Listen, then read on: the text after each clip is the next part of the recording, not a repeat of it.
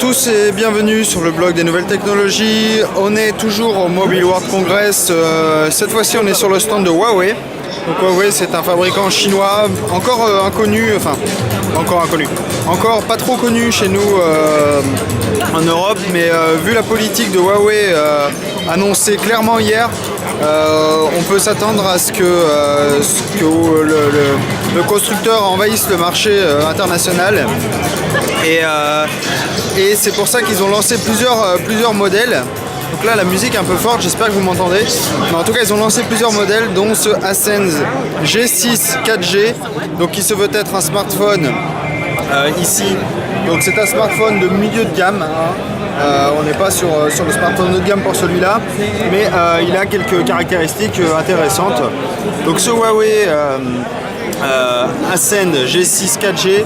Donc, parlons caractéristiques, donc on est sur une hauteur de 131,2 mm, sur une largeur de 65,3 mm et on est sur une épaisseur très très fine puisqu'on est sur du 7,85 mm. C'est plus épais quand même que le Hisense P6 qu'on avait pu découvrir sur le blog il y a quelques temps, mais on est quand même sur quelque chose de relativement fin. On est sur un poids de 140 grammes, donc c'est relativement correct. Concernant l'écran, on est sur une dalle de 4,5 pouces qui offre une résolution de 960 par 540 pixels. On a un processeur Snapdragon, c'est un quadricœur cadencé à 1,2 GHz. On a une caméra à l'arrière donc de 8 mégapixels que vous voyez ici. Voilà, 8 mégapixels. On a sur le frontal une caméra de 5 mégapixels, donc ça c'est clairement fait pour tous ceux qui aiment se prendre en photo de face, vous allez pouvoir le faire très facilement. On a également 1 Go de mémoire vive et on a un stockage à l'intérieur du smartphone de 8 Go. Enfin, concernant la batterie, on est sur une batterie de 2000 mAh et on a une connectivité Wi-Fi et un Bluetooth 4.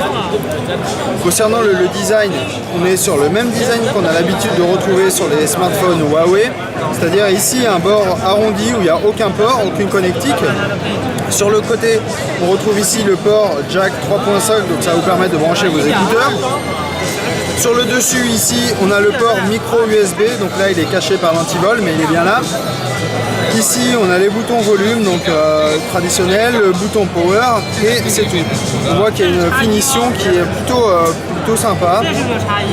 À l'arrière, comme je vous l'ai dit tout à l'heure, on a la caméra ici, le flash LED, le logo Huawei, et enfin le haut-parleur en bas.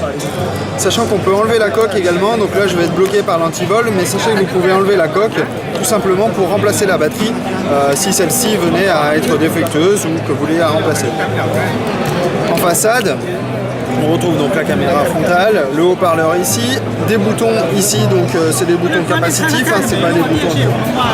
Donc vous allez pouvoir avoir la touche retour, la touche home et la touche option. Concernant l'interface, donc je la connais pas trop cette interface, on est quand même sur de l'Android, mais avec une surcouche, donc la surcouche Huawei, et qui apporte en fait des grosses icônes, c'est assez troublant en fait. On se croirait plus vraiment dans Android, mais c'est peut-être ce que cherche le constructeur. Donc on a la surcouche Emotion UI, donc c'est la version 2. Donc ça c'est la surcouche Huawei.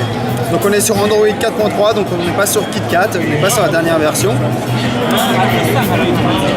Donc que dire de la surcouche? Donc déjà on a des grosses icônes ici, je sais pas, voilà, on peut les supprimer, on peut pas les réduire comme sur Windows Phone, mais si je veux par exemple enlever les notes, je peux très le faire facilement et je peux en ajouter comme je le souhaite. Je peux également ajouter une personne, donc si j'avais quelqu'un dans mon répertoire, je pourrais l'ajouter.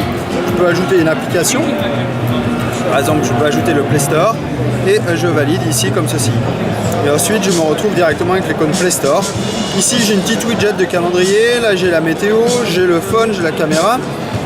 Concernant la caméra, donc là, on est en frontal. Donc, vous voyez, en frontal, on est quand même sur une très très bonne qualité.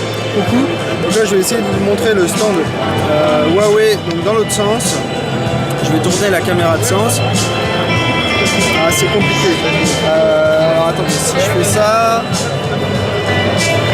Donc là vous voyez, on voit le stand Huawei, donc c'est une ambiance assez sonore ici. Donc je vais essayer de prendre une photo pour voir.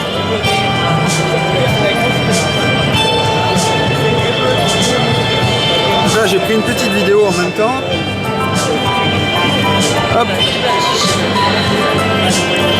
Ça ne l'a pas enregistré, bon tant pis, bon, on voit les photos des autres personnes. Ah si, elle est là ma vidéo. Ah, donc là il y a ma vidéo. Donc les petites bandes noires en fait c'est tout simplement puisqu'il y a beaucoup de lumière. J'espère pas avoir la même chose sur ma caméra. Mais voilà, donc voilà pour ce smartphone Ascend G6. Donc il a la particularité surtout d'avoir la connectivité 4G, ça c'est très important. Ça va être de plus en plus la norme. Et Huawei mise fortement sur cette 4G. Ils ont clairement dit à leur conférence que c'était l'avenir. Donc voilà, ils ont équipé tous leurs nouveaux dispositifs de cette connectivité 4G. Et ça c'est plutôt pas mal. Donc voilà pour cette découverte du Ascend G6. Je vais continuer à faire le tour du stand Huawei. Vous devriez trouver d'autres vidéos très prochainement. Allez, à bientôt.